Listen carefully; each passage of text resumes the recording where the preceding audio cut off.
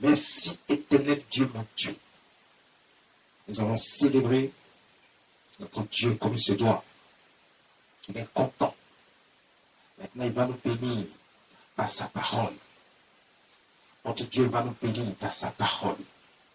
Ce matin, le Seigneur me dit de te dire, lève-toi, lève-toi, lève-toi. Seigneur, que ta paix puissante soit sur tes enfants maintenant pour recevoir ta parole. Dispose le cœur de chacun et que toute la te revienne. Au nom de Jésus. Ce matin, le Seigneur me dit de te dire, malgré tout, il ne t'abandonne pas. C'est-à-dire, tout ce que tu crois que tu es, tout ce que tu penses, tout ce que les gens vont te dire, que toi, tu as tellement péché. Tes péchés ont dépassé toutes les limites de l'entendement. Au point où toi-même, tu te poses la question, est-ce que toi-même, Dieu peut te pardonner un jour? C'est-à-dire que toi-même, tu sais que tu as tellement fait de mal. Tu te dis, est-ce que Dieu est capable de te pardonner? Il y a des gens qui se posent cette question. Ce matin, le Seigneur me dit de te dire que malgré tout, il te pardonne. Non seulement il te pardonne, mais il dit malgré tout, il ne t'abandonne pas. Alors, c'est le côté le plus intéressant qu'il y a. Non seulement il te pardonne, parce que toi tu crois qu'il ne va jamais te pardonner, mais il te pardonne et il te dit qu'il ne t'abandonne pas. Ce qui veut dire quoi? Ce qui veut dire que quand la situation est arrivée à un non-retour, où toi tu sais qu'il n'y a plus rien à faire, toi tu reconnais que vraiment le mal tu as fait. Si tu es méchant à tel point que tu ne veux pas te ressaisir, si tu es méchant à tel point que tu veux demeurer dans ça, et puis être frappé par le châtiment que Dieu envoie sur toi, parce que Dieu a dit lui-même dans sa parole, il dit, il ne laisse pas le méchant impuni. Donc tu vois, si tu as déjà entendu ça plusieurs fois, que Dieu ne laisse pas le méchant impuni, si Dieu ne laisse pas le méchant impuni, arrange-toi. Pendant qu'il est encore temps de te ressaisir, arrange-toi. Pendant qu'il est encore temps de quitter dans les sectes, arrange-toi. Pendant qu'il est encore temps de quitter dans le maraboutage, dans le fétichisme, d'adorer tes ancêtres. Arrête d'adorer les canaris de ta maison. Arrête d'adorer les rivières. Arrête de croire que ton ancêtre peut te sauver et tu vas l'adorer. C'est vous qui êtes en train de dire toujours, c'est notre tradition. Tu parles de quelle tradition? S'il doit avoir une tradition, ta tradition, c'est la personne qui t'a créé. Dieu, notre Seigneur. C'est lui la tradition. C'est lui ton ancêtre. Parce que c'est lui qui t'a créé. Il n'a ni commencement, il n'a ni fait. Tu as quel autre ancêtre à part ton créateur? Donc, tes ancêtres humains qui sont partis, ils ne sont pas Dieu, ils ne peuvent rien faire pour toi. Parce que toi, tu vas mourir pour les retrouver là où ils sont. S'ils sont en enfer, tu iras les retrouver là-bas. S'ils sont au paradis, tu iras les retrouver là-bas. Donc, ça veut dire que tes ancêtres ne peuvent rien faire pour toi. Parce qu'ils sont morts, Pourquoi tu adores tes ancêtres? Tes ancêtres ont commis des erreurs. Ils ont fait des choses qui n'ont pas plu à Dieu. Dieu n'était pas content. C'est pour ça qu'il a envoyé son Fils unique pour nous pardonner tous nos péchés, tous nos anciens péchés, tout ce que nous avons fait qui nous a éloignés de Dieu. Dieu a envoyé Jésus-Christ, notre Seigneur. Son sang a coulé pour nous, pour effacer nos péchés, pour que nous soyons parfaits devant lui désormais. Et que si nous avons accepté ce principe de l'alliance de sang que le Seigneur Jésus-Christ a fait, par sa mort sur la croix, où il a vaincu le péché, il a vaincu le diable. Avec ça, quand on accepte que Dieu seul, le Créateur, est notre Dieu, et qu'on ne voit pas ailleurs, qu'on accepte d'être avec le Dieu Tout-Puissant, écoute, nous avons toutes les faveurs de Dieu. Nous avons l'attention de Dieu. Il va mettre toute son attention sur nous désormais. Mais si tu as été sorcier, on n'a pas pu t'attraper, tu as détruit la vie de nombreuses personnes. Mais si à un moment donné, tu te ressaisis, et que tu viens à notre Dieu, si tu as pratiqué le fétichisme, le marabout, les soi-disant grands mystiques qui vont te permettre, d'autres s'en vont les voir pour être riches. Ils vont te demander certains sacrifices. Tu es obligé de chercher à tuer ton propre frère, ton propre parent. Pourquoi? Quand Dieu donne la richesse, Dieu ne tue pas quelqu'un pour donner la richesse. La richesse lui appartient. Pourquoi il doit faire des sacrifices pour avoir la richesse qui appartient déjà à Dieu? Il suffit d'être avec lui, ta part et ton héritage se trouve avec lui. Tu n'as pas besoin d'aller adorer d'autres dieux. Tu n'as pas besoin de te pencher vers d'autres dieux. Des idoles, des canaris, des rivières. Il y a des gens dans leur maison, ils ont des canaris qu'ils adorent. Il y a des gens, ils ont fabriqué des hôtels diaboliques qui se trouvent dans leur maison. Et ils adorent ça. Quand tu vois certaines personnes, ils n'ont même plus froid aux yeux. Un jour, je voyageais, j'étais en train de partir. Et mon chauffeur me dit, regarde. Il me dit, papa, regarde. Ici, à cet endroit précis, je passais ici un jour et j'ai vu quelqu'un en pleine journée, tout nu, avec un canari dans la main. Sur la route. Ici que les gens passent. Et c'est en pleine ville. Hein.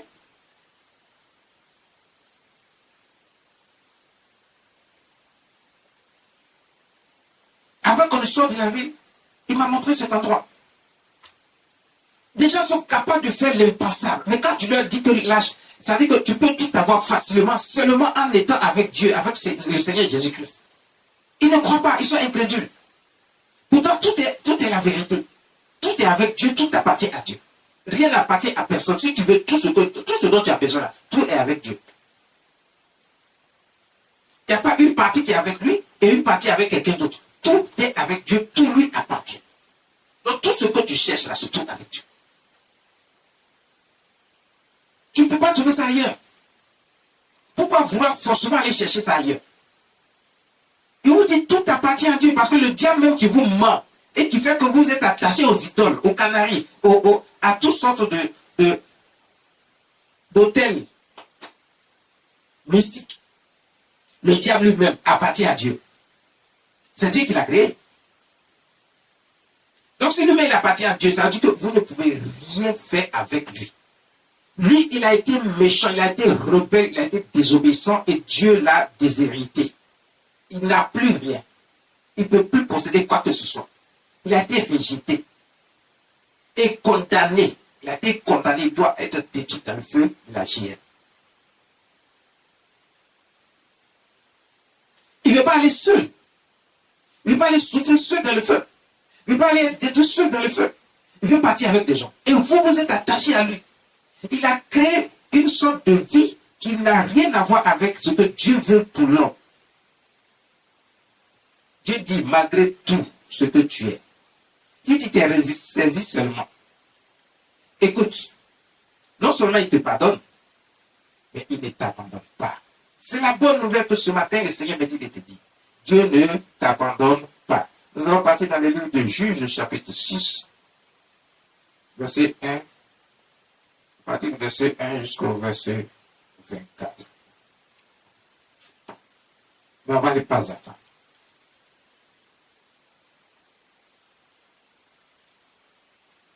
Le verset 1. Juge chapitre.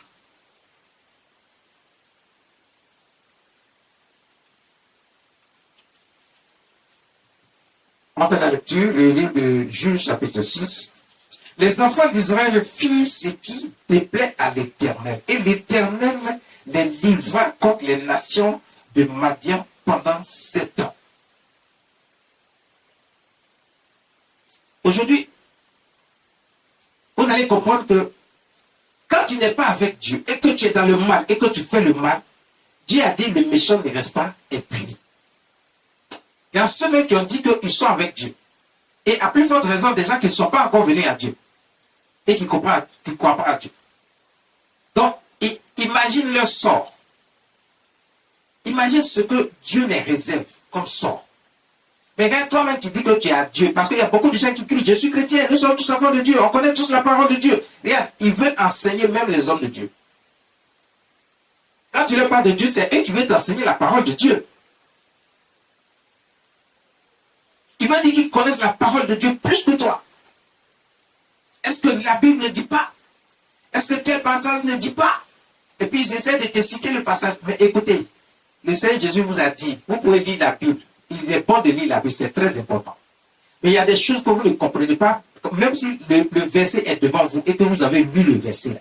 il y a des explications derrière le verset. Maintenant, toi, tu as lu le verset, tu ne sais même pas ce qui se trouve derrière. Tu n'as pas l'explication nécessaire de ce passage que tu as lu, de ce passage biblique que tu as lu. Mais toi, tu veux expliquer ça à un homme de Dieu, qui lui a été mandaté pour ça. Il a l'esprit de Dieu sur lui, qui lui permet d'enseigner ce qui est caché derrière chaque verset. Mais toi, tu veux lui enseigner la parole. Comment c'est possible? Comment c'est possible?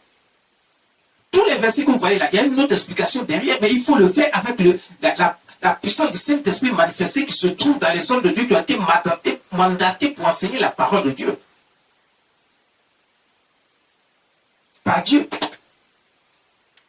Donc toi, tu ne peux pas dire que tu vas leur enseigner la parole parce que tu as lu la Bible et tu connais aussi. Donc il y a des gens, ils s'entendent à dire non, eux tous connaissent la parole de Dieu, au point où ils ne font pas ce qui est juste.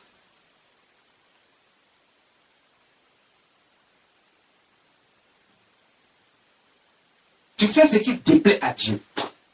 Tu es dans la maison de Dieu, tu te dis enfant de Dieu, mais c'est toi qui fais ce qui te plaît à Dieu. Quand on veut te ramener à la raison, tu cherches maintenant à te justifier et à donner des raisonnements qui n'ont pas de sens. Sans écouter ce que la parole de Dieu enseigne réellement. Sans écouter la vérité qui se cache derrière chaque verset biblique. Qui sont les mystères cachés. Jésus-Christ le Seigneur a dit à vous, il parlait de nous, serviteurs de Dieu qui sont mandatés pour enseigner la parole de Dieu. Il dit à vous, il est permis de connaître les mystères cachés. Mais aux autres, non. Aux autres, non.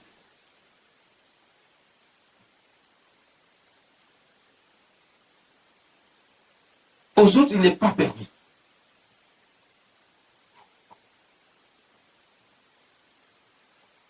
Aux autres, il n'est pas du tout permis. Donc, Dieu dit, le peuple de Dieu, les enfants d'Israël, fit ce qui déplaît à l'Éternel, et l'Éternel les livra entre les mains des Madians pendant 7 ans. Si tu as fait ce qui est mal, sache que Dieu va te punir pour ça. Il ne va pas te laisser. Contrairement à ce que les gens croient, parce que c'est pour ça que tu es dans l'église, tu n'es pas béni, tu ne comprends pas. Mais il y a des choses que tu fais qui ne plaisent pas à Dieu. Mais tu ne cherches pas à comprendre parce que tu crois que toi, tu peux enseigner la parole de Dieu aux hommes de Dieu. Mais cherche d'abord à comprendre, est-ce que toi, ton comportement, ton attitude, là, tout ce que tu fais est juste devant Dieu? Est-ce que Dieu même reconnaît que toi-même, là, tu remplis toutes les conditions possibles pour être appelé enfant de Dieu?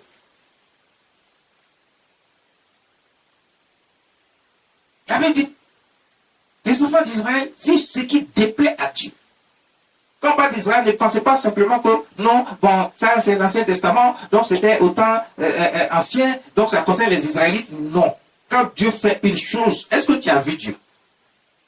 La Bible nous dit qu'il est le même hier, aujourd'hui et éternellement. Ce qui veut dire que ce qu'il a dit hier pour Paul, c'est la même chose aujourd'hui pour Pierre. Parce que si une parole qui sort de la bouche de l'Éternel, c'est pour l'éternité, jusqu'à ce que lui dise, bon, le monde a pris fin. Ne crois pas que... Attends. Quand Jésus est venu, il a dit, je ne suis pas venu abolir la loi, mais je suis venu l'accomplir. Ça veut dire que ce que Dieu a dit avant, c'est ça qu'il faut continuer à faire jusqu'à ce que la vie se termine. Jusqu'à l'éternité. Parce qu'il dit, je ne suis pas venu abolir la loi, je suis venu l'accomplir.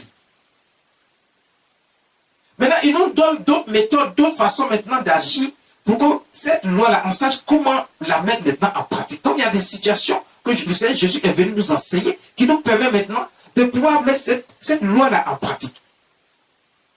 Mais parce qu'on ne comprenait pas beaucoup de choses, on n'avait pas la possibilité de savoir qui est qui dit la vérité. Il est venu, il a fait des miracles, il a fait des prodiges.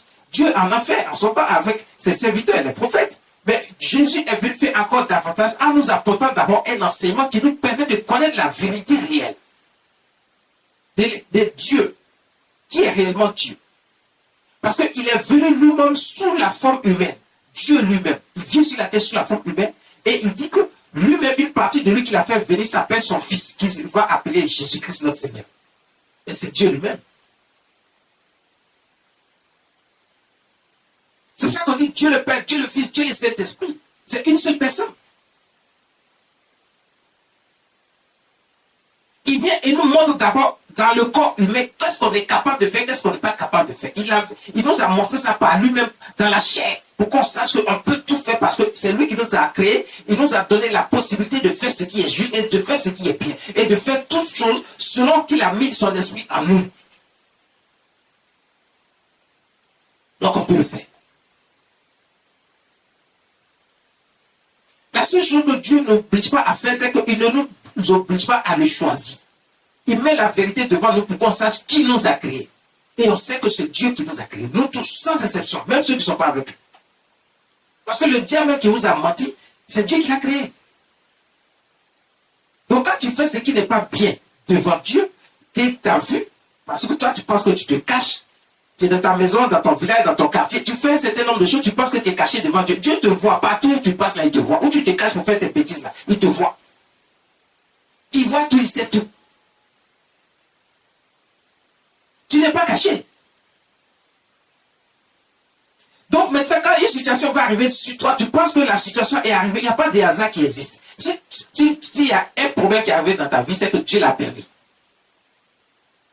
Lui, il sait pourquoi il l'a permis, parce qu'il sait ce qu'il a vu. Il sait pourquoi il l'a permis, parce qu'il sait ce que toi tu fais. C'est toi qui crois qu'il ne sait pas ce que tu fais, mais lui, il le sait. Donc, il va permettre une situation. Même quand il va accepter que l'ennemi vienne te frapper. Il sait pourquoi il accepte que l'ennemi vienne te frapper. Premièrement, il veut te tester d'abord pour voir ton amour pour lui. Est-ce que tu l'as accepté déjà comme étant Dieu, ton Dieu? Est-ce que tu as accepté Jésus-Christ? Est-ce que tu es toujours en train de parler de tes ancêtres ou bien des marouets, des féticheurs, des mystiques? Est-ce que tu es attaché avec ceux qui croient qu'ils ont un certain pouvoir et puis ils font le mal aux gens? Est-ce que tu es attaché à eux ou bien tu es attaché à Dieu qui fait le bien? Le mal là, on ne peut pas faire ça mieux que Dieu. C'est lui qui nous a créés, nous tous, même le diable qui fait le mal. Donc Dieu, il punit celui qui est dans le mal. Voici les enfants d'Israël, ils vont faire des choses qui déplaisent à Dieu et Dieu va les livrer à leurs ennemis. Parce qu'il y a quelqu'un qui est plus fort que toi. Toi, tu penses que tu peux manquer de respect à Dieu, tu peux désobéir à Dieu, faire ce que tu veux. Dieu va te prendre pour aller te livrer à tes ennemis. Ça veut dire qu'au moment où tu ne t'y attends pas, un problème vient dans ta vie. Et toi, tu ne comprends pas pourquoi le problème est venu dans ta vie. Tu es en train de vivre ta vie tranquille, la vie de débauche. C'est toi qui parles mal aux gens. Tu es en train de calomnier, de raconter des ragots chaque jour. Tu es dans la débauche. Tu penses que tu vis ta vie tranquille, mais Dieu te voit, il sait tout. À un moment donné, il va te livrer à tes ennemis. Ceux qui veulent te faire du mal, ils vont t'avoir. Parce que tu n'as pas de protection, Dieu n'est pas avec toi.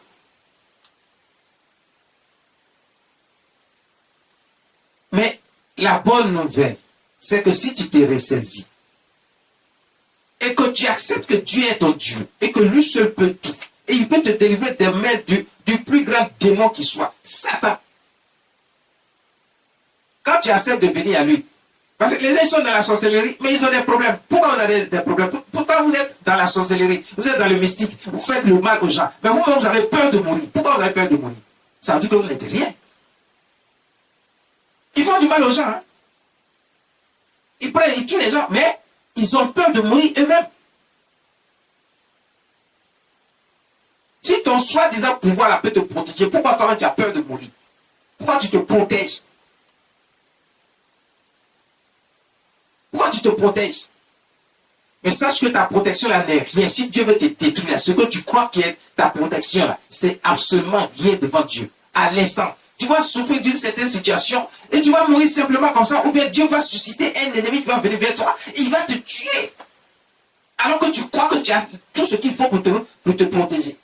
Tu crois que tu as des pouvoirs pour te protéger, tu crois que tu as des armes pour te protéger, mais Dieu va mettre fin à tout ça. Tu ne vas même pas te rendre compte à quel moment Dieu a enlevé tout ça dans ta main. Parce que, écoute, si tu t'es ressaisi et que tu viens à notre Dieu, c'est Dieu qui va te protéger. Il va éloigner tes ennemis de toi. Ce matin, le Seigneur me dit, te dit, malgré tout ce que tu es là, il ne t'abandonne pas. C'est ça la bonne nouvelle. Il va te pardonner si tu reviens à lui.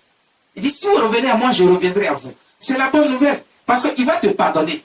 Non seulement il va te pardonner, pour tout le mal que tu as fait, il ne va même pas tenir compte, il va oublier.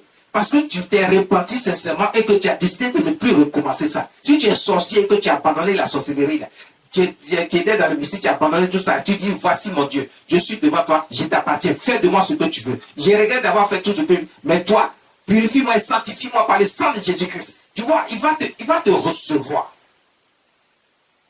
Et tu penses que désormais, tu reconnais Dieu comme étant Dieu, Dieu aussi va te reconnaître. Il va te recevoir. Mais à une seule condition, que tu reviennes à lui. À une seule condition, que tu acceptes qu'il est Dieu. À une seule condition, que tu acceptes Jésus comme étant Seigneur, Sauveur, étant Dieu. Et que tu marches désormais avec Jésus, sans contrainte. On ne t'a pas obligé. Mais tu dois le faire de ton plein gré, par amour pour Dieu. De ta propre force.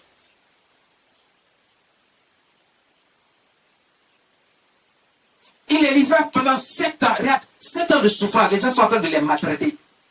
C'est comme ça que dans ta vie, tu as vu des souffrances qui ont duré des années. Ça et là, ça ne finit pas. Chaque année, c'est la même chose. Ça se répète. Tu dis, mais qu'est-ce que j'ai fait à Dieu? Mais tu n'as rien fait à Dieu. Tu es sûr? Il y a des gens qui ouvrent même leur bouche pour dire qu'ils n'ont rien fait.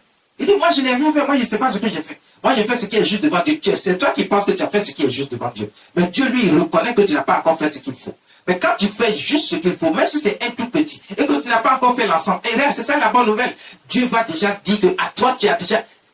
La première chose que tu dois faire, c'est d'aimer Dieu et de l'accepter. Quand tu as aimé Dieu et qu'il a accepté là, tu sais déjà désormais comment il faut marcher. Quand tu ne vas plus mélanger les choses, quand tu ne vas plus écouter ceux qui n'ont pas Dieu dans leur cœur, mais qui vont te donner des mauvais conseils. Écoutez, il y a des gens qui sont dans la maison de Dieu, il y a des loups qui sont déguisés en agneaux qui sont là, qui sont manipulés par le diable depuis l'extérieur, et qui vont vous dire certaines choses, et vous croyez que c'est la vérité, alors que ce sont des loups, des démons que Dieu a envoyés, qui sont là, et qui vont vous parler. Ils se font passer pour enfants de Dieu. Ils se font passer pour serviteurs de Dieu ou servantes de Dieu. Et ils vont vous dire des choses que vous croyez alors que ce sont des agents du diable qui vont... Écoutez, on connaît les vrais enfants de Dieu. Le Seigneur Jésus dit, je connais mes brebis et mes brebis me connaissent. Mes brebis, c'est ceux qui font la volonté de Dieu.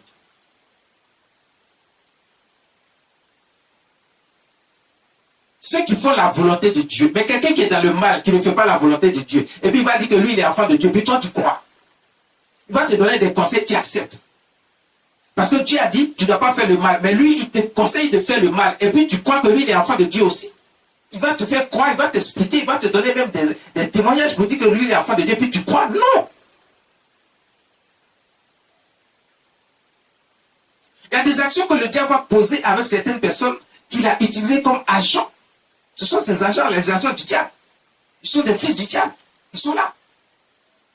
Des fils et des filles du diable. Ils vont vous parler dans le quartier, dans votre travail, dans votre environnement de travail, dans votre quartier, dans votre maison. D'autres même sont proches de vous. D'autres même sont vos propres parents. Qui vont vous induire en erreur. Ils vont vous induire en erreur. Ils vont vous faire douter de vous-même. Ils vont vous faire douter de vous-même. Vous ne croyez même plus en vous. Vous n'avez plus confiance en vous. Parce que vous avez perdu la foi.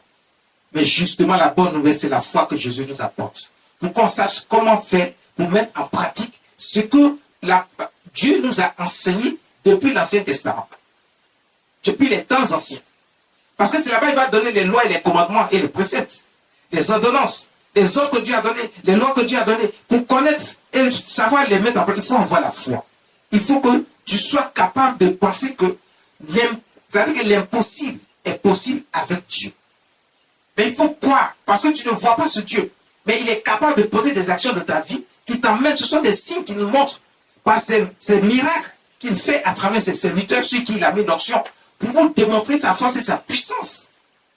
Par la puissance du Saint-Esprit. Les guérisons miraculeuses. Certains vont dire, mais le diable aussi fait des miracles. Non, écoutez, je vous ai toujours dit, il y a une différence entre ce que le diable fait, le miracle que le diable fait pour distraire les gens, pour éloigner les gens, pour emmener les gens à aller vers lui. Et il y a ce que Dieu fait. Quand Dieu il a fait le miracle dans ta vie, c'est pour toujours. Et puis c'est protégé. Même une guérison, quand il va le faire, c'est pour toujours. c'est protéger. Le diable ne peut pas guérir quelqu'un. Ça, je vous dis. Ce qu'il fait là, c'est une illusion. Ça veut dire qu'il vous fait croire qu'il a fait. Mais quand vous partez là, vous voyez que le mal revient. Quand vous repartez, vous voyez que le mal revient automatiquement. Ça devient même plus, ça devient pire qu'avant. Votre souffrance devient encore plus grande. Parce qu'il vous a juste distrait avec un soi-disant miracle. Regardez quand Moïse va jeter, le prophète Moïse va jeter son bâton qui s'est transformé en serpent. Il y a des magiciens qui sont venus et qui ont jeté aussi leur bâton pour dire qu'eux aussi, ils peuvent jeter leur bâton, puis ça va devenir aussi des serpents. Devant le roi. Ils vont dire au roi que non, il ne faut pas écouter celui-là. Il n'est pas de Dieu. Alors que Moïse est venu, il dit, je suis de Dieu, voici ce que Dieu a dit. Donc, celui qui est de Dieu là, il est reconnu. Maintenant, il a fait des signes, beaucoup de signes. Maintenant, il jette son bâton, le bâton devient serpent. Eux aussi, ils jettent leur bâton, ça devient aussi serpent. C'est comme ça, il y a des gens qui sont en train de vous distraire par des petits miracles qui ne sont pas en réalité des miracles, parce que ça ne vaut rien. Quand Dieu te donne un miracle, ça veut dire que même si le sorcier croit t'avoir tué, Dieu te ramène à la vie. Ça, c'est un miracle. Parce que si tu as ramené à la vie, eux, ils ne peuvent pas faire ça. Eux, ils ne peuvent pas ramener quelqu'un à la vie, c'est impossible. Ils n'ont pas cette possibilité. Le bâton de Moïse est devenu serpent, eux aussi ont jeté, c'est devenu serpent. Mais le bâton de Moïse qui est devenu serpent, le serpent de Moïse est parti manger. Il a combattu les serpents des magiciens. Il les a mangés, il les a détruits, ils n'ont plus existé. C'est ça la différence. Ça veut dire que c'est juste une illusion. On vous fait croire que, alors que ce n'est pas la vérité. Ça veut dire que le soi-disant serpent n'était pas de véritable serpent, ils ne valent rien. Ils n'ont pas pu combattre le vrai serpent que le bâton de Moïse a fait. Et c'est comme ça que le vrai miracle qui vient de Dieu, quand Dieu fait un miracle dans ta vie, c'est pour toujours. Si tu as béni, cette bénédiction c'est pour toujours. Ça ne fait que aller en croissant, en devenant encore beaucoup. Et puis protéger ça pour toi, et protéger ta vie, protéger ta famille. Alors que le diable ne peut pas te protéger, il ne peut pas protéger ta famille.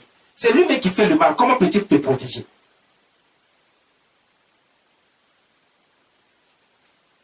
Ce qui t'a donné, ça finit sans que même toi-même tu te rends compte. Il va te dire, il faut faire des sacrifices, il faut envoyer le sang, il faut prendre tes frères, tes soeurs, tes cousins, tes amis, tout ça pour les sacrifier. Pourquoi? Ça veut dire qu'il n'a pas de pouvoir réel. Il ne peut rien faire. Son soi-disant pouvoir ne peut rien faire contre le pouvoir de Dieu. Ce n'est même pas comparable. Donc, il est mieux de t'attacher à Dieu et tu auras ce qu'il faut.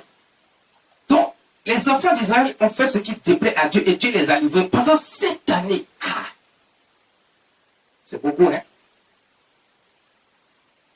Donc, c'est comme ça que la souffrance dure dans ta vie pendant longtemps, des années durant. Tu ne vois pas, tu n'as pas d'issue. Mais la seule issue, c'est Dieu. Parce qu'il pardonne toujours. Il dit, si vous revenez à moi, je reviendrai à vous. Je reviendrai à vous. Il nous pardonne et il ne nous abandonne jamais. Malgré qu'il est en train de te châtier là, il espère encore que tu retrouves la raison. Et que tu reviennes à lui. Non seulement tu es dans la méchanceté, tu es dans le mal, il va te châtier, ça c'est certain. Mais en te châtiant, il ne va pas te faire mourir tout de suite parce que l'objectif de Dieu, ce n'est pas de tuer l'homme qu'il a créé lui-même de ses propres mains. Mais c'est de voir l'homme se ressaisir, retrouver la raison et accepter Dieu comme étant Dieu, notre Seigneur Jésus-Christ, et le louer, le servir comme il se doit, marcher dans tes voies, faire la volonté de Dieu. Quand tu reviens et que tu fais ces choses, Dieu est avec toi.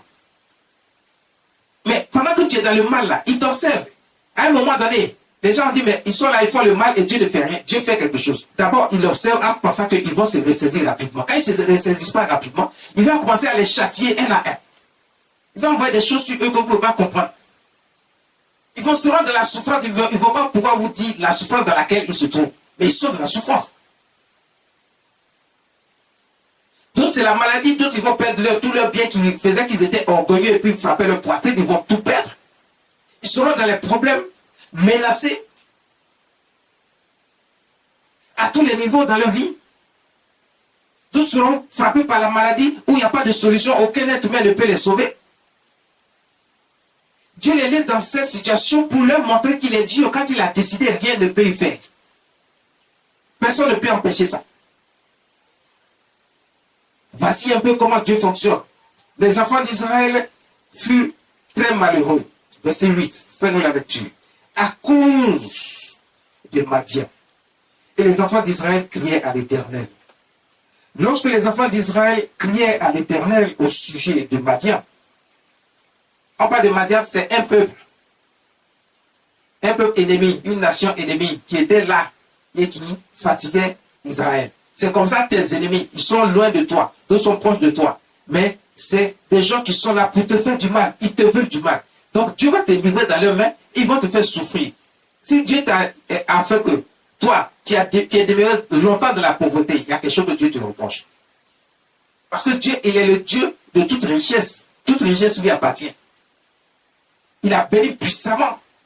Beaucoup de gens, ils continuent de le faire jusqu'à ce jour. Il a donné des richesses immenses, sans compter. Mais si tu es dans la souffrance, ou bien tu ne peux pas enfanter, et tu pries, tu fais tout, mais il y a quelque chose encore qui manque, parce que tu n'as pas encore bien prié, ou bien ce que tu dois faire avec Dieu, tu n'as pas encore fait. C'est pour ça que Dieu n'a pas encore libéré tes entrailles. Tes ennemis ont fait en sorte que toi, tu n'enfantes pas. Pourquoi ils peuvent arriver à le faire? Parce qu'il y a quelque chose encore que Dieu te reproche. Que toi-même, tu n'as pas encore fait. Tu ne crois pas réellement en Dieu. Quand on te parle de Dieu, c'est toi qui es aigri, tu parles mal aux gens. Dans ton esprit, tu n'as pas la foi qu'il faut pour accepter Dieu comme étant réellement ton Dieu. Tu crois que le monde, les choses que le diable a servi dans le monde, c'est ça qui est toi, ta voie que tu dois suivre. Et tu marches selon ça. Il y a encore des choses que Dieu te reproche. Il leur dit, ainsi parle l'Éternel. Mais l'Éternel envoya un prophète aux enfants d'Israël. L'Éternel va toujours envoyer quelqu'un vers vous. Pour vous annoncer la bonne nouvelle. Donc, reprenons ce passage, le verset 8. L'Éternel envoya un prophète aux enfants d'Israël. Il leur dit, le verset 8, les enfants d'Israël furent très malheureux à cause de Madian, et les enfants d'Israël criaient à l'Éternel. Et lorsque les enfants, verset 6, pardon, et le verset 7, le verset 6 toujours, lorsque les enfants d'Israël criaient à l'Éternel au sujet de Madian, le verset 8, l'Éternel envoya un prophète aux enfants d'Israël. Il leur dit, ainsi parle l'Éternel, le Dieu d'Israël. Je vous ai fait monter d'Égypte et je vous ai fait sortir de la maison de servitude. Le verset 9, il dit, je vous ai attiré, je vous ai délivré de la main des Égyptiens et de la main de tous ceux qui vous persécutaient. Vas-y, fais-nous la lecture. je vous ai délivré de la main des Égyptiens et de la main de tous ceux qui c'est pas là que tu dois commencer. Reprends la lecture.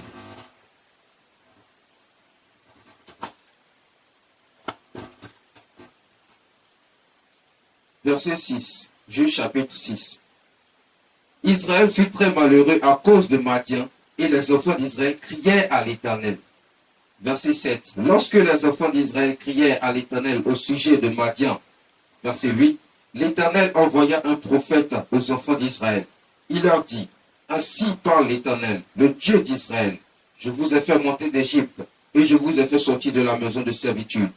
Verset 9. Je vous ai délivré. Donc, regardez déjà, les enfants d'Israël furent très malheureux. C'est comme ça que quand tu as les problèmes de ta vie, tu deviens très malheureux. Tu n'as plus de solution. Tu es toujours pensif. On se demande qu'est-ce qui se passe dans ta vie. Les gens se moquent de toi. Tu es méprisé de partout. Parce que tu ne peux pas enfanter. Tu es méprisé parce que tu n'as pas d'argent, tu es pauvre, tu es dans la misère. Tu es méprisé parce que toi, tu veux voyager, tu ne peux pas avoir même un simple visa. Parce que les problèmes sont dans ta vie et tu n'arrives pas, tu n'as pas de solution. Tu es malheureux parce que tu n'as pas de travail. Et lorsque tu as un travail, ton travail ne te permet pas de subvenir à tous tes besoins. Tu es malheureux parce que tu veux un plus grand travail, mais tu n'as pas ce qu'il faut. Parce que quand tu pries, tu pries. Tu parles à Dieu. Mais tu ne parles pas à Dieu d'un cœur sincère. Voici pourquoi Dieu ne répond pas à tes prières. Parce que pendant que tu penses à Dieu, et que d'après toi que tu es en train de prier, tu es en train de penser que Dieu a fait pour les autres, pourquoi il ne fait pas pour toi? C'est pas comme ça que Dieu fonctionne.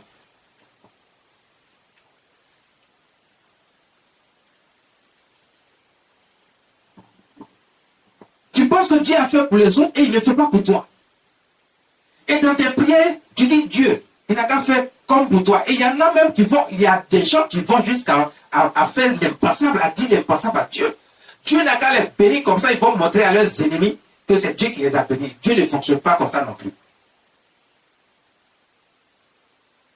Tant que tu crois dans ton cœur là-bas que si Dieu te bénit là, tu vas montrer à tes ennemis, toi aussi Dieu ne va pas te bénir, il va retarder ta bénédiction. Et tes amis, tes ennemis plutôt vont continuer à se moquer de toi. Mais si tu fais une prière sincère, lorsque tu t'adresses réellement à Dieu, d'un cœur sincère, parce que tu as l'amour pour Dieu et tu crois qu'il est ton Dieu réel, et que Jésus-Christ a fait l'alliance de son sacrifice sur la croix n'est pas vain, et qu'il a fait ça pour toi, pour te sauver, te délivrer et te permettre d'être maintenant dans les grâces et les faveurs de Dieu, parce que tu as accepté ce Dieu-là, le véritable Dieu, créateur des cieux et de la terre, qui a créé tout ce qui existe, tout ce qui vit. Quand tu as accepté que tu marches réellement désormais dans ses voies, quand tu n'écoutes pas les ondits qui sont autour de toi, quand tu n'écoutes pas les ragots, quand tu n'écoutes pas simplement ceux qui viennent te distraire avec des paroles qui n'ont aucun sens, qui vont te détourner des voies réelles de Dieu, et que ton cœur est sincère, tourné vers Dieu réellement, et que tu es prêt à marcher avec Dieu d'un cœur sincère et d'un amour sincère dans ton cœur, Dieu voit que ce que tu es en train de faire est bien. Dans ta prière, quand tu fais la prière maintenant, il t'écoute. Parce qu'il voit maintenant que ton cœur est sincère. Il sait que tu lui parles sincèrement, d'un cœur sincère, d'un amour sincère, de toute ta force. Dieu va dépêcher quelqu'un vers toi. Va dépêcher un serviteur vers toi. Écoutez, ta prière a été entendue par Dieu. Dieu va répondre à ta prière. Qu'est-ce qui va se passer? Il va envoyer un serviteur. Tu verras que le serviteur de Dieu te dira quoi faire. Quand tu vas voir le serviteur de Dieu est venu vers toi et te dit quoi faire, Dieu a répondu à ta prière. Quand tu vas faire ce que l'homme de Dieu te dit de faire, tu vas voir que ta situation va changer. Ta vie va changer. Tu pourras enfanter. Parce que Dieu a entendu ta prière. La Bible dit qu'il va envoyer un prophète vers le peuple d'Israël. Faisons la lecture.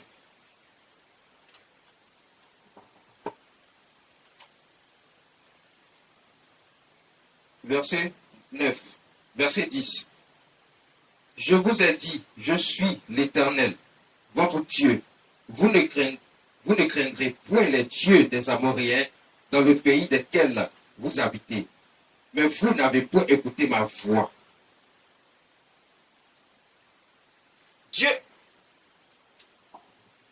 Dieu est en train de nous dire ici. Il dit, j'ai envoyé un prophète vers les enfants d'Israël et il leur dit, ainsi parle l'Éternel, le Dieu d'Israël. Je vous ai fait monter d'Égypte et je vous ai fait sortir de la maison de la servitude. Je vous ai délivré de la main des Égyptiens. Dieu dit, à un moment donné de ta vie, parce que l'homme n'est pas reconnaissant, l'homme est ingrat avec Dieu. Ils ne sont pas reconnaissants avec Dieu. Donc, vous allez voir qu'aujourd'hui, vous allez comprendre un certain nombre de choses. Il y a certaines situations qui vous arrivent parce qu'à un moment donné de votre vie, vous avez été ingrat avec Dieu lui-même. Pas seulement parce que tu as fait quelque chose contre tes ennemis, ils t'en veulent à tel point. Non, ton ingratitude fait que tu vas te livrer dans les mains de tes ennemis. Dieu est en train de rappeler ici au peuple d'Israël, il dit, je vous ai fait sortir de la maison de la servitude. Ça veut dire quoi? Ils étaient dans la souffrance, ils étaient dans les problèmes, ils étaient en train d'être maltraités. Donc c'est comme ça que tu vis la souffrance, tu vis la misère, tu vis la pauvreté, tu vis la stérilité, tu ne peux pas voyager, tu n'as rien, tu ne vaux rien, les gens se moquent de toi, ils te méprisent. Mais Dieu dit, je t'ai sorti de toutes ces situations. À un moment donné, Dieu va commencer d'abord par te délivrer de quelque chose. Il te donne un peu. Tu n'es même pas reconnaissant déjà du peu qu'il t'a donné. Tu n'es même pas capable de dire merci à Dieu quand tu te lèves le matin. Et même quand tu lui dis merci, il y a des choses que Dieu a fait dans ta vie, tu n'es pas capable de reconnaître qu'il a déjà posé des actions dans ta vie et qu'à partir de ces actions que toi tu penses qu'ils sont de petites actions, Dieu ne les considère jamais comme de petites actions. Dieu dit simplement que tu dois être reconnaissant de ce qu'il te fait, de ce qu'il te donne, de ce qu'il a déjà commencé à faire pour toi. Si tu n'es pas reconnaissant dans les moindres choses, dans les petites choses, est-ce que Dieu pourra te confier les plus grandes? C'est sa parole même qui le dit. C'est dans la Bible. Il dit, si tu n'es pas fidèle dans les moindres choses, qui te confiera les plus grandes? C'est-à-dire que tu n'es même pas reconnaissant des petites choses que Dieu fait pour toi, d'après toi c'est petit. Mais Dieu lui ne voit pas que c'est petit, parce qu'il n'y a pas de petites choses devant Dieu. Si Dieu permet que tu puisses avoir déjà la nourriture pour manger chaque jour, c'est déjà quelque chose d'intéressant. Mais comme toi tu veux du grand, et que tu n'as pas encore vu le grand, tu crois que Dieu n'a rien fait, et tu n'es même pas capable de dire merci à Dieu déjà, d'être reconnaissant déjà pour le peu que déjà il t'a donné. Il est en train parfois Dieu est en train de vous faire passer des épreuves, ce sont des tests qu'il va voir, mais tu n'es pas reconnaissant, tu es ingrat. Le peu qu'il t'a donné, tu n'es pas reconnaissant. Tu ne peux pas reconnaître que Dieu a fait telle ou telle chose pour toi. Tu es en train de mal parler de Dieu tous les jours. Tu dis que non, il bénit les autres, il ne te bénit pas. Mais tu te permet de manger. Tu dis qu'il ne te bénit pas, mais il te permet d'avoir la santé. Tu dis qu'il ne te bénit pas, mais il fait en sorte que toi, tu as toujours l'usage de la parole. Tu peux parler. Tu dors, tu te réveilles. Et tu dis que Dieu ne te bénit pas. Il te permet d'avoir la nourriture déjà sur ta table. Même si c'est une fois par jour. Mais il te permet déjà d'avoir ça. D'abord, il faut être reconnaissant des bienfaits que Dieu te donne déjà. Même si aussi petit soit-il, que toi tu penses que c'est petit, Dieu lui considère qu'il a commencé déjà. Il veut voir si tu es reconnaissant. Donc déjà, notre ingratitude peut nous éloigner de Dieu. Souvent, on pense que ce sont les autres qui sont en train de nous faire du mal, mais c'est nous-mêmes qui nous faisons nous-mêmes du mal. Regardez, il y a des gens, quand on leur parle d'offrande et de dîmes, ils vont te faire toutes les histoires de la tête. C'est eux qui vont venir maintenant t'enseigner la parole de Dieu. Mais est-ce que vous savez qu'en refusant les dîmes et les offrandes et en les posant, il y a plusieurs types d'offrandes que Dieu a données. Mais quand tu vas expliquer aux gens, ils vont te traiter de tous les noms. Déjà, quand tu es en train de faire ça, là, comment Dieu peut te bénir? Puisque toi-même, là, tu rejettes la bénédiction. Quand tu rejettes l'offrande, tu rejettes la bénédiction. Tu ne sais pas que tu rejettes la bénédiction. Et si tu rejettes l'offrande, tu attires la malédiction sur toi. Malachie chapitre 3, verset 9. Il dit, tu attires la malédiction sur toi. Verset 8, il dit, vous me voulez. Est-ce qu'un homme peut-il tromper Dieu? Si vous me trompez, vous me trompez dans les dîmes et dans les offrandes. Et verset 9, il dit, si vous me trompez dans les dîmes et dans les offrandes, il dit, la malédiction vient sur vous. Donc, il y a certains problèmes qui sont créés par vous-même. Donc, aujourd'hui, je vous donne un certain nombre de petites choses que vous négligez, qui sont dans votre vie, qui font qu'il y a le blocage dans votre vie, vous ne voyez pas de solution. Quand c'est comme ça, là, toi, Dieu dit la malédiction va venir dans le verset 9, Malachie 3. Mais si la malédiction vient, est-ce que toi, tu sais quel type de malédiction va venir sur toi? Est-ce que tu sais quel type de problème que Dieu a relâché sur ta vie? Il peut t'envoyer vers tes ennemis, comme il vient de faire avec le peuple d'Israël. Il dit, parce que vous ne m'écoutez pas. Donc Dieu dit, si tu n'écoutes pas et que tu ne fais pas ce que lui a dit, tu es enfant désobéissant, tu es un enfant rebelle. Et c'est pour ça qu'il va te livrer à tes ennemis. Et le mal qu'ils veulent te faire, il va te faire. Quel que soit le type de mal. S'ils veulent t'empêcher d'enfanter, ils vont t'empêcher. Parce que toi, tu n'écoutes pas Dieu. Il dit, vous ne m'écoutez pas. C'est ce qu'il est en train de dire ici dans sa parole. Il dit, vous ne m'écoutez pas. Le verset 10, reprends ça. Il dit, je vous ai dit, je suis l'Éternel, votre Dieu. Vous ne craindrez point les dieux des Amoréens dans le pays desquels vous habitez. Mais vous ne m'avez point écouté. Vous n'avez point écouté ma voix. Vous n'avez point écouté ma voix. La voix de l'Éternel, c'est la parole de Dieu. C'est l'enseignement de la parole de Dieu. Ce sont les ordres, les ordonnances, les lois de Dieu qui mettent devant nous. C'est-à-dire, c'est ce que Dieu nous demande de faire, sa volonté. Mais si on ne peut pas faire la volonté de Dieu, puis quand on te parle de ça, tu dis non, ça, là, Dieu ne considère pas ces choses. Ça, c'est des petites choses, Dieu ne regarde pas ça. Il y a des gens qui aiment se distraire eux-mêmes. Ils aiment se distraire eux-mêmes. Hein. Pour se donner bonne conscience. Non, Dieu ne considère pas ça. Ça, c'est des petites choses. Qui vous a dit ça? Dieu dit, vous ne m'avez pas écouté. Ça veut dire que la parole de Dieu qui a été envoyée, quand il dit ma voix, c'est la parole de Dieu. La volonté de Dieu. Ce qu'il a dit de faire et que ses serviteurs vous apportent comme enseignement. Vous ne suivez pas, vous n'écoutez pas, vous ne faites pas, vous faites ce que vous voulez, ce que bon vous semble. Il y a des gens qui n'ont pas Dieu dans leur cœur qui vont vous enseigner des choses et c'est ce que vous faites, mais vous n'écoutez pas la parole de Dieu, vous ne suivez pas la parole de Dieu. Vous ne faites pas ce que Dieu veut que vous fassiez. Donc, dans ces conditions, vous n'allez pas obtenir de Dieu ce que vous attendez de Dieu. C'est ça la réalité, c'est ça la vérité. Il dit, vous ne m'avez point écouté. Verset 12 dit quoi? Verset 12. L'ange de l'Éternel lui apparut et lui dit, l'Éternel est avec toi, vaillant héros. L'ange de l'Éternel lui apparut et dit. L'ange de l'Éternel lui apparut et dit. Parce que Dieu a dit, j'ai envoyé un prophète vers vous. Mais le prophète lui-même, il ne sait même pas même que Dieu l'envoie, c'est maintenant ils vont le choisir. Mais Dieu est en train de nous montrer ici comment il a été choisi. Il y a un ange de Dieu qui est venu et qui va s'adresser à quelqu'un. Il s'appelle Gédéon. Dieu dit à l'ange de l'Éternel, dis-lui ceci. Donc, la main de Dieu va sur ce serviteur-là qui va aller délivrer le peuple de Dieu des mains de ses ennemis, les Madians. C'est comme ça que Dieu envoie toujours un prophète vers vous. Il envoie toujours. Et nous, on est là pour ça. Dieu nous a envoyé pour ça. Nous sommes ses serviteurs. Quand il nous envoie vers vous, vous devez écouter, vous devez suivre, vous devez faire ce qui est juste. Mais le peuple de Dieu n'écoute pas. Dieu dit, vous ne m'écoutez pas. Continue la lecture. Verset 13. Gédéon lui dit, ah, mon Seigneur, si l'Éternel est avec nous, pourquoi toutes ces choses nous sont-elles arrivées? Et où sont ces prodiges que nos pères nous racontent quand ils disent, l'Éternel ne nous a pas fait monter hors d'Égypte. Maintenant, l'Éternel nous abandonne et il nous livre entre les mains de Madian. Tu as vu, lui-même, comme il ne sait pas encore que Dieu va faire de lui un prophète, son serviteur, et qu'il va envoyer, et que par sa main puissante, Dieu va envoyer la délivrance de son peuple. Il est en train de poser des questions. Il dit, mais, parce que l'un dit, mais Dieu est avec vous. Il dit, mais si Dieu est avec nous, pourquoi on a ces problèmes-là? Et toi, tu te poses toujours les mêmes questions dans ta vie. Tu dis, mais on dit que Dieu est bon. Dieu, il est le Dieu de bonté et de miséricorde. Il pardonne, il fait ceci, il fait cela. Mais pourquoi est-ce que moi, je vais à l'église? Il fait ce qui est juste devant Dieu. Mais pourquoi est-ce que je suis toujours dans les problèmes, dans les difficultés? Il y a des gens qui se posent ce genre de questions. Mais écoute, si tu vas à l'église et que tu fais ce qui est juste devant Dieu, Dieu ne va jamais t'abandonner. Si tu fais ce qui est réellement juste devant Dieu, Dieu ne va jamais t'abandonner. Parce qu'à un moment donné, tu vas traverser des moments difficiles. Mais ça, Dieu le fait exprès dans la vie de chacun. C'est ça qu'on appelle les épreuves que Dieu met expressement dans la vie de quelqu'un. Parce que Dieu veut voir si tu es capable de l'accepter, lui, ou bien tu vas tourner ta voie ailleurs. Si tu vas aller chercher la solution ailleurs. Tu dis, tu es enfant de Dieu, tu es dans l'église et que tu fais ce qui est juste devant Dieu.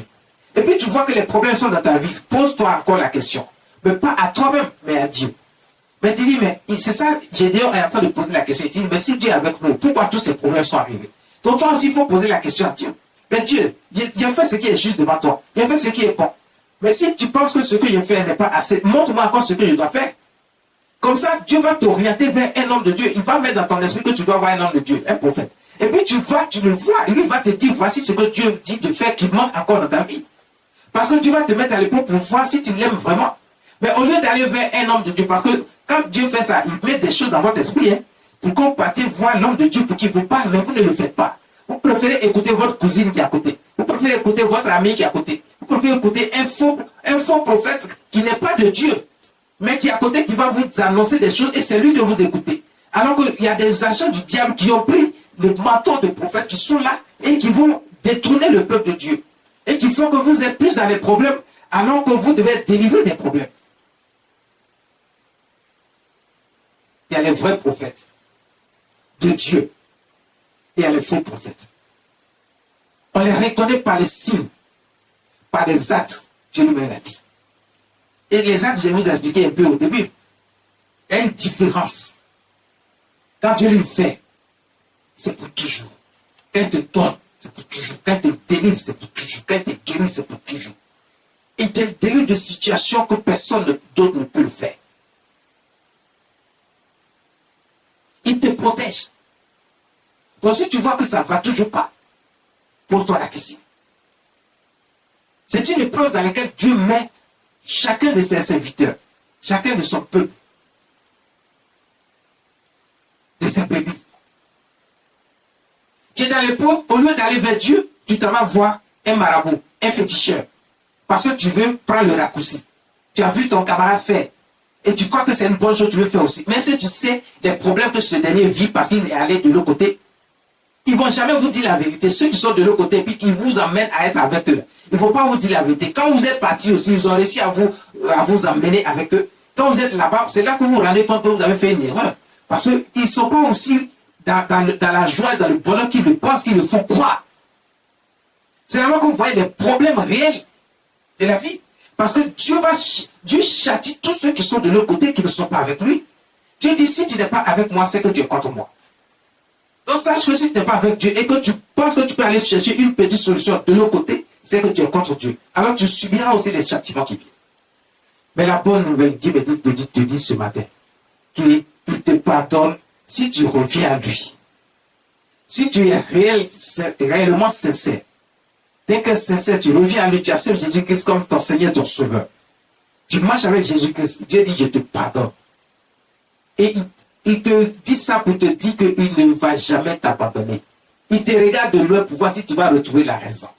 À toi de retrouver rapidement la raison de venir, tu verras les grâces et les faveurs de Dieu dans ta vie. Beaucoup de gens sont autour de vous, ils sont dans l'église, ils sont bénis. Mais vous vous posez la question, vous ne vous posez pas la question, pourquoi eux ils sont bénis? Comment ils font? Il ne faut pas autre chose que de faire réellement ce que Dieu veut. Il ne faut pas autre chose que de toucher réellement les points sensibles de Dieu. Si Dieu dit fais offrande, tu fais offrande.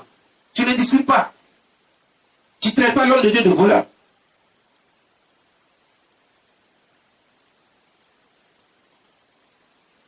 Si Dieu dit tu fais tel acte, tu poses l'acte. Si Dieu dit tu marches comme ça, tu marches comme ça. Mais si Dieu dit de marcher d'une façon, et puis toi tu marches d'autre façon, mais c'est que tu n'es pas en train de faire ce que Dieu te demande, tu ne peux pas attendre quelque chose de Dieu. Tu ne peux rien attendre de Dieu. Continue la lecture.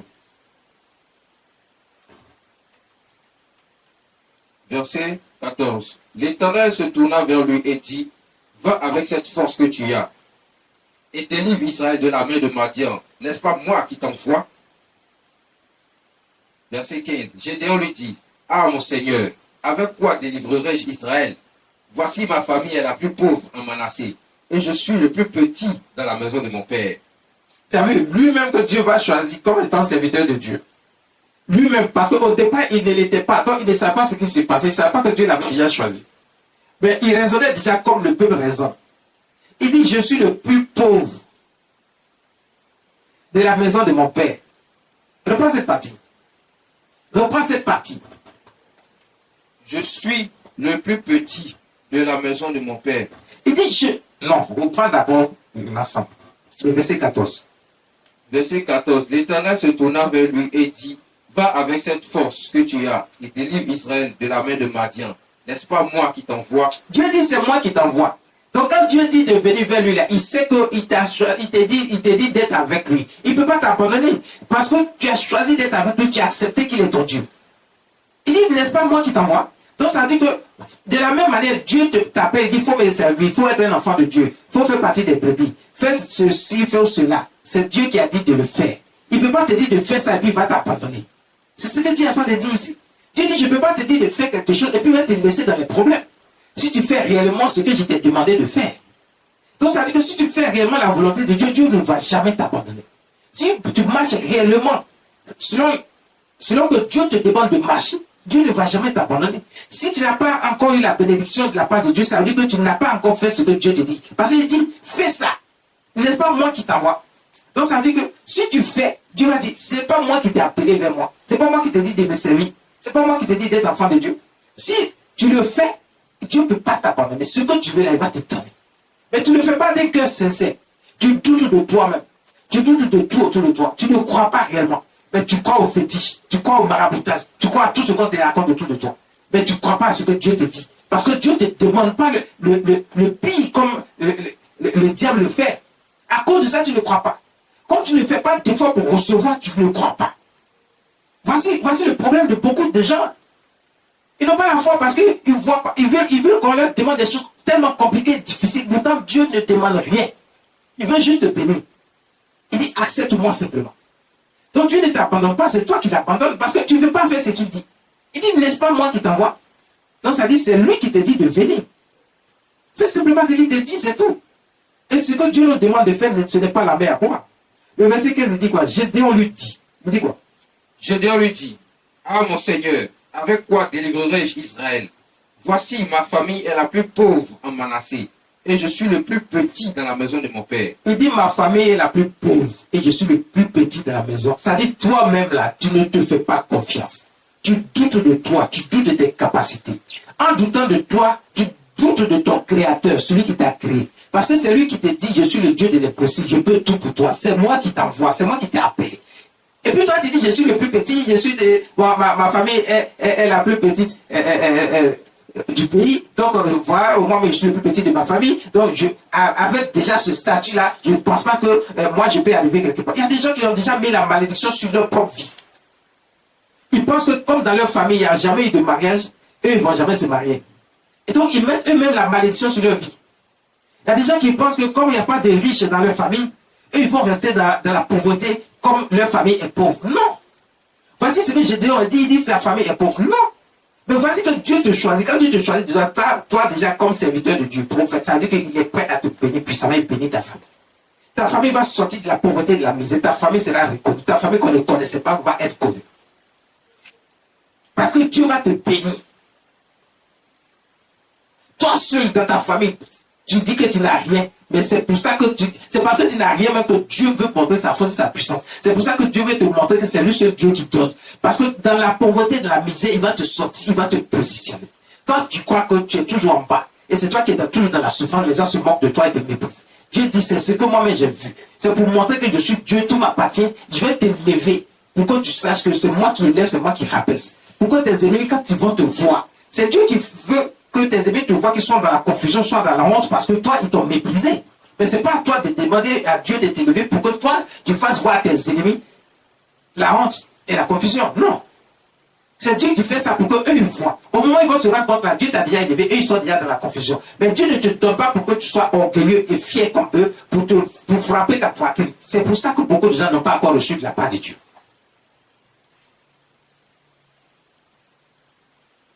C'est pas pour que tu frappes ta poitrine. Pour dire que Dieu m'a béni. Même si c'est Dieu qui t'a béni, si c'est pour frapper ta poitrine, il ne va pas te bénir. Voici comment Dieu fonctionne. Il dit, je suis le plus pauvre. Mais c'est parce que ta pauvreté là-bas que Dieu avait pu t'élever. Il dit, je suis le plus petit de la maison de mon père. Mais l'Éternel lui dit. Qu'est-ce que l'Éternel va lui dire, le verset 16? L'Éternel lui dit, mais je serai avec toi, et tu battras Madian comme un seul homme. Dieu a de te rappeler ici. Ne t'occupe pas des quand dira-t-on, de ce que les gens vont raconter autour de toi. Ne t'occupe pas de ce que les gens te méprisent, ils te traitent de moins que rien. Parce que ne t'occupe pas du fait que tu es dans la pauvreté, tu es dans la misère, donc toi tu n'es rien, tu es le plus petit. Non, toi-même, il ne faut pas te négliger. Ne te néglige pas. Parce que Dieu lui-même ne te néglige pas. C'est ce que tu es là-même que Dieu veut pour pouvoir t'élever et te montrer qu'il est Dieu. Et c'est ce Dieu-là à qui tu dois t'attacher et le servir convenablement pour qu'il montre lui sa grandeur et sa puissance pour dire qu'il est Dieu et que lui, il n'y a pas quelqu'un qui peut être pauvre dans sa maison. Il n'y a pas une brebis qui va avoir qui peut être pauvre dans la misère. Parce que Dieu dit, il n'y aura pas de pauvre dans ma maison. Donc ça veut dire, Dieu ne veut pas que tu sois pauvre. Donc toi, tu dois être heureux et fier d'appartenir à ce Dieu-là. Le véritable Dieu créateur des cieux et de la terre.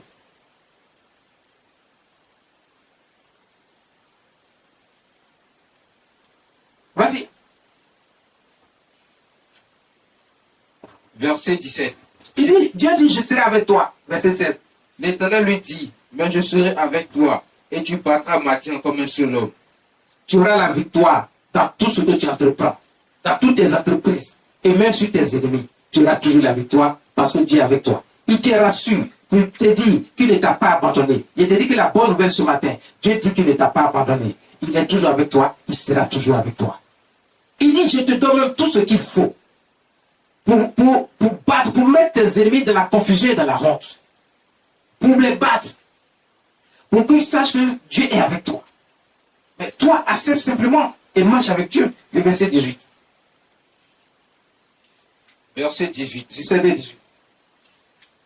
Gédéon lui dit, si j'ai trouvé grâce à tes yeux, donne-moi un signe pour montrer que c'est toi qui me parles. Verset 18. Ne t'éloigne point d'ici jusqu'à ce que je revienne auprès de toi, que j'apporte mon offrande et que je la dépose devant toi. Et l'Éternel dit, je resterai jusqu'à ce que tu reviennes. Continue. Verset 19. Gédéon entra prépara un chevreau et fit avec un épha de farine des pains sans levain. Il mit la chair dans un panier et le jus dans un pot. Les lui apporta sous le térébinthe et les présenta. Verset 20. L'ange de Dieu lui dit,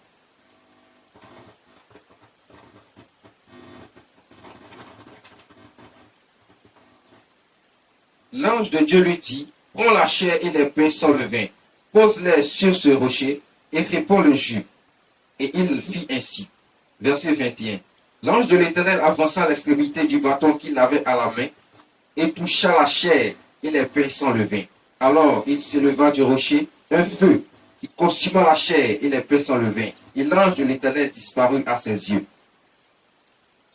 Verset 22. Gédéon, voyant ce... Écoutez, il y a beaucoup de gens qui vont demander des signes à Dieu avant de croire à la parole de Dieu. Avant de croire à Dieu. Ce que Gédéon a fait, lui, comme c'était un cas spécial, ok, Dieu a accepté de le faire. Parce qu'il est choisi pour devenir prophète et pour aller combattre pour le peuple de Dieu. Pour délivrer le peuple de Dieu. Donc c'est lui qui va donner des instructions maintenant au peuple de Dieu et ils vont suivre, ils vont faire ce qu'il faut pour être délivrés des mains de leurs ennemis. C'est l'homme de Dieu que Dieu envoie vers son peuple. Il va leur parler après. Maintenant qu'il a les signes, c'est que Dieu est avec lui. Et que c'est Dieu qui l'a réellement appelé. Et que Dieu lui donne les armes qu'il faut. Parce que Dieu lui dit, je te donne tout ce qu'il faut pour battre tes ennemis. Donc ça dit que lui, en tant que prophète, serviteur de Dieu, Dieu lui donne toutes les armes. Il dit, je te donnerai tout ce qu'il faut. Donc quand un homme de Dieu est envoyé vers vous, sachez que Dieu lui a déjà donné toutes les armes qu'il faut pour combattre pour vous. C'est ce que Dieu est en train de nous enseigner ici. Donc ça dit que Dieu ne vous a pas abandonné. Parce qu'il envoie un prophète vers vous. Il donne toutes les armes à ce dernier pour être avec vous, pour combattre, pour vous délivrer dans tous les domaines de votre vie. Mais pourquoi est-ce que vous avez peur de vous approcher de ces derniers? Pourquoi vous avez peur de lui parler? Pourquoi vous n'écoutez pas ce qu'il dit? Parce que Dieu a dit, vous ne m'écoutez pas. Mais quand ce prophète est envoyé vers vous, il faut l'écouter. Parce que Dieu ne vous a pas abandonné. Il ne vous abandonnera pas. Mais il faut juste écouter. Mais quand il envoie, pour écouter Dieu, il faut savoir que Dieu a envoyé un serviteur vers vous, un prophète vers vous. Quand son serviteur vient, écoutez-le. Ce qu'il vous dit de faire, faites-le. Ne vous détournez pas, ne faites rien que vous, qui vient de vous, de votre propre chef. Mais faites ce qu'il vous demande de faire.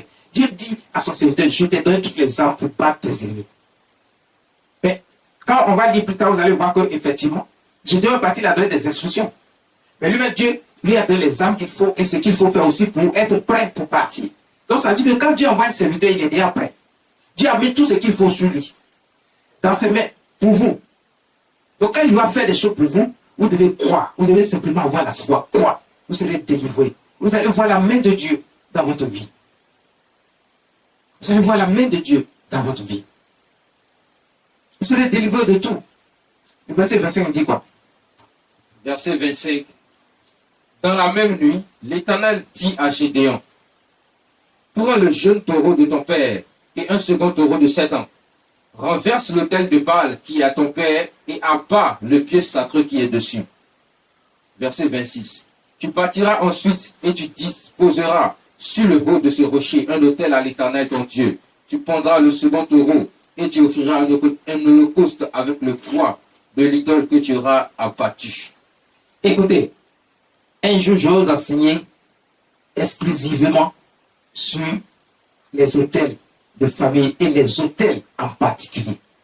Ce que ça fait dans la vie de quelqu'un. Voici, même Gédéon qui est choisi, il y a déjà quelque chose dans sa vie qui a fait qu'il était pauvre, il était le plus petit même dans sa famille. Et il ne croyait à rien. Mais Dieu va le délivrer de tout ça et lui donner les armes qu'il faut maintenant. Lui, il est devenu fort. Donc, c'est pas parce que vous avez connu peut-être un homme de Dieu, il était dans une telle situation, et qu'aujourd'hui, quand vous allez le voir, il est devenu homme de Dieu, il est devenu prophète de Dieu, vous n'allez pas croire en lui, et quand il va vous dire un certain nombre de choses, vous n'allez pas croire. Non, Dieu les prépare d'abord. Parce que quand il va les sortir de là, où ils étaient, et puis vous avez vu auparavant, vous avez pensé qu'ils sont même chose, ils ne sont plus même chose, Dieu les a choisis. L'un de Dieu est venu vers eux, et Dieu lui-même, il leur a parlé, et il a fait un certain nombre de choses pour eux. Dieu dit, fais ceci. Donc ça veut dire Dieu va le débarrasser d'abord de tout ce qui était mauvais dans sa vie, pour que lui-même soit déjà prêt. Car l'acte qu'il a posé, lui-même, il avait peur parce qu'il n'avait pas encore Dieu dans sa vie réellement. Mais Dieu le prépare d'abord pour ça, il lui donne aussi les armes pour ça. Maintenant, quand il sera prêt, puis il va partir, vous allez voir ce qu'il va. Il a gagné le combat. Il a donné des instructions après au peuple de Dieu que le peuple a suivi. Donc maintenant, il a fait les armes qu'il faut. Il était devenu un serviteur de Dieu puissant. Maintenant qui est parti au combat et qui a gagné son combat. Parce que Dieu a dit, je suis avec toi, il t'a donné aussi ce qu'il faut pour que tu puisses gagner. Donc quand Dieu envoie son serviteur avec toi, il prépare ses derniers, il lui donne ce qu'il faut. Il faut croire à lui. Parce que ce n'est plus lui qui est là, mais c'est quelqu'un d'autre, un homme nouveau que Dieu a envoyé. Mais qui n'est plus un homme ordinaire, mais qui est un homme que Dieu a préparé. Il dit, je t'ai donné les armes qu'il faut. Pourquoi ce passage, je fais là-bas, parce qu'aujourd'hui, je ne vais pas enseigner simplement sur les, je ne vais pas enseigner sur les hôtels, mais je vous dis déjà, le passage par lequel l'homme de Dieu est passé, c'est pour vous dire qu'il y a beaucoup de gens, ils sont là, ils sont dans l'église, mais il y a des choses que le serviteur de Dieu leur dit, ils ne le font pas. Parce qu'ils ne croient pas. Il y a des gens qui pensent que l'homme de Dieu, là, il est un homme ordinaire comme eux. Il n'est plus un homme ordinaire. Regardez, pourquoi c'est à lui que Dieu apparaît? Pourquoi c'est à lui que Dieu parle? Pourquoi c'est à lui que Dieu dit, je te donne les armes? Pourquoi c'est à lui que Dieu dit, va, tu peux gagner, tu peux faire ceci? Mais parce que Dieu l'a préparé pour ça, il n'est plus un homme ordinaire. Plus personne ne peut l'atteindre. Quand il va aller dans la maison de son père, où Dieu a dit, il faut élever l'autel qui est là-bas. Il faut casser les pieds qui est dessus. Le sacrifice qu'on fait, il faut tout détruire. En temps normal, s'il était simple, quand il va le faire, quelque chose va lui arriver. Mais quand il est parti de la faire, rien ne lui est arrivé. Parce que Dieu était avec lui. Dieu avait déjà mis sa main sur lui. Il avait déjà donné les armes qu'il faut déjà pour vaincre déjà le diable. Donc déjà, à ce niveau, déjà, il a déjà eu la victoire. Parce qu'il a vu que la puissance de l'ennemi ne peut rien contre lui. C'est lui qui peut contre maintenant la puissance de l'ennemi. C'est lui qui domine maintenant sur la puissance de l'ennemi. Parce que Dieu est avec lui. Et Dieu lui a donné les armes qu'il faut pour ça. Donc quand le serviteur, le prophète que Dieu a envoyé vers vous, Dieu lui a donné les armes. L'ennemi ne peut plus rien contre lui. Il ne peut rien faire. Quel que soit le pouvoir, quelle que soit leur puissance, il ne peut rien faire contre lui. Et lui, ce qu'il a reçu de Dieu est au-dessus de ce que les autres ont. Il va maintenant délivrer le peuple avec la puissance que Dieu a mis en lui. Donc quand il vous parle, écoutez-le. Dieu ne t'a pas abandonné, donc il envoie vers toi quelqu'un qui est capable de te délivrer, de te sortir de toutes sortes de situations. Et beaucoup de gens ne le savent pas. Dieu a tout préparé pour toi. Dieu a tout préparé pour toi. Parce que les hôtels que vous voyez jouent un rôle très important contre vous. C'est à cause des hôtels que vous avez certains problèmes, les hôtels de famille, les hôtels que les gens... C'est pas seulement les hôtels de famille, hein, ça je vous le dis. Parce que les hôtels de famille sont liés à d'autres hôtels que vous ne connaissez pas. Un jour, je vais vous enseigner comment détruire ces hôtels et qu'est-ce qu'il faut faire pour être désormais à l'abri de ces choses-là.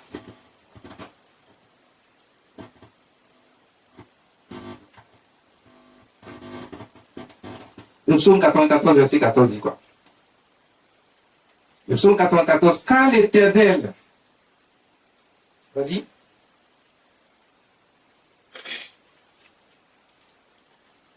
quand l'Éternel ne laisse pas son peuple, il n'abandonne pas son héritage.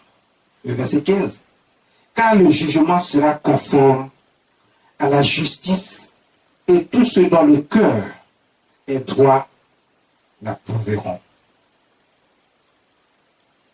Tous ceux dont le cœur est droit l'approuveront. Reprends la lecture. Psaume 94, verset 14. Car l'Éternel ne délaisse pas son peuple, il n'abandonne pas son héritage. L'Éternel ne délaisse pas son peuple. Sache que l'Éternel ne t'abandonne pas. Il ne laisse pas son héritage. C'est toi son héritage. Lui, il a un héritage. C'est toi. Et toi, tu as un héritage. C'est Dieu. Parce que tout ce qui est à Dieu est à toi. Donc Dieu ne laisse pas son héritage. Il ne l'abandonne pas. Ce matin, le Seigneur me dit de te dire que malgré tout, il ne t'abandonne pas. Reviens seulement à lui. Il reviendra à toi. Sois sincère avec lui. Marche dans ses voies. Repends-toi. Ressaisis-toi. Et Dieu, tu verras que Dieu ne t'a jamais abandonné. Il ne t'abandonnera pas. Et il fera tout ce qui est juste devant toi, pour toi. Pour que tu sois dans la paix, dans la joie, dans le bonheur, dans l'épanouissement. Tout ce que ton cœur désire, il te donnera. Il le fera selon les désirs de ton cœur. Il le fera selon les désirs de ton cœur. Il le fera selon les désirs de ton cœur. Soyez bénis. Mettez la main sur la tête, que la grâce et la faveur de Dieu soient sur vous. Vous recevez maintenant, partout où tu es, quel que soit ce que tu as comme problème, ce problème va partir maintenant, à l'instant même. Reçois maintenant de la part de Dieu, les faveurs de Dieu, la grâce de Dieu, quel que soit le problème que tu as. Crois simplement, aie la foi, parce que le Seigneur ne t'a pas abandonné. Tu verras qu'il ne t'a pas abandonné réellement. Ne pense pas, n'aie pas de doute, aie confiance et aie la foi. Parce que le problème va partir à l'instant.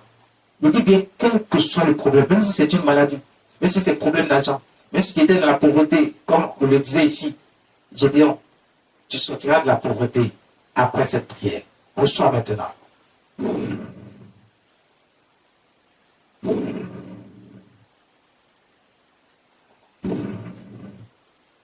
Même si c'est la maladie s'en va maintenant.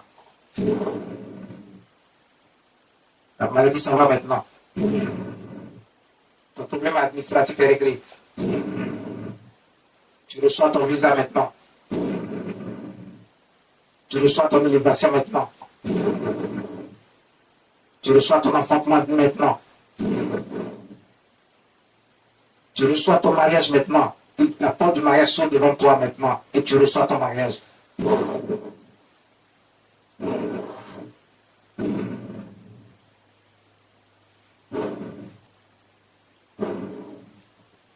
C'est fait. Merci Jésus.